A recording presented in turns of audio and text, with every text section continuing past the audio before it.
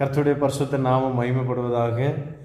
இன்று அதிகாலையில் கர்த்தருடைய வேதத்தை வாசித்து நாங்கள் ஒரு வசனத்தை எடுத்து தியானித்தோம். சங்கீதம் 11:5 வசனத்தை எடுத்து நாங்கள் தியானித்தோம். அதில் நீதிமானை கர்த்தர் சோதித்து அறிகிறார். இந்நாட்களில் நீதிமானாக இருக்கிற அநேக தேவனுடைய பிள்ளைகளுடைய வாழ்க்கையில் சோதனைகள் மிகவும் அதிகமாக இருக்கிறது.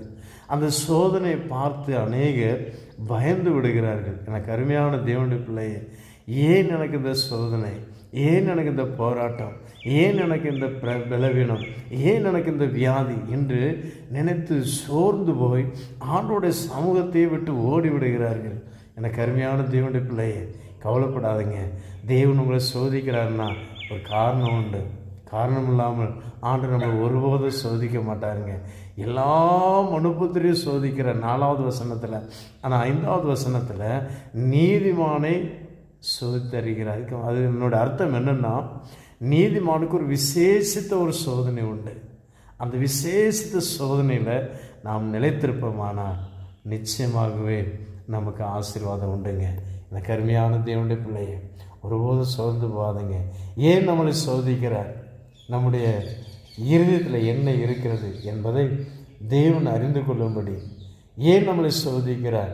நாம் தேவனுடைய வசனத்துக்கு கீழ்ப்படுகிறோமா, போதருடைய வார்த்தைக்கு கீழ்ப்படுகிறோமா, தேவனுடைய வார்த்தைக்கு கீழ்ப்படுகிறோமா என்று ஆராய்ந்து அறியும்படியாக தேவன் நம்மை சோதிக்கிறார். 3வது, தேவன் ஏன் நம்மை சோதிக்கிறார் என்றால், அன்பு கூறுகிறோமோ இல்லையோ என்று தேவன் நம்மளை சோதிக்கிறார். இதை பற்றி விவரமாக நான் கொடுத்துருக்கிறேன் இந்த அதிகாலை ஜெபத்தில். நீங்கள் அதில் போய் பாருங்கள், உங்களுக்கு பூரா கிளியராக உங்களுக்கு புரியும். நீங்கள் சோர்ந்து போக மாட்டீங்க, சந்தோஷமாக இருப்பீங்க. சோதனை நேரத்தில் இன்னும் சோதனை வரட்டும் என்று நீங்கள் சொல்லி சோதனையை எதிர்கொள்ளத்தக்கதாக திறமை உங்களுக்கு தருவார். நல்ல அருமையான வார்த்தை கொடுத்துருக்கிறேன், நீங்கள் கேட்டு பாருங்கள். நிச்சயமாக கர்த்தர் உங்களை ஆசீர்வதிப்பார். எனக்கு அருமையான தேவனுடைய பிள்ளையே, கிறிஸ்துவ அறியாதவர்கள் யாராக இருந்தாலும் சரி, இயேசுவை நீங்கள் விசுவாசிங்க. சோதனையை பார்த்து, பிரச்சனையை பார்த்து நீங்கள் பயப்பட வேண்டிய அவசியம் இல்லை.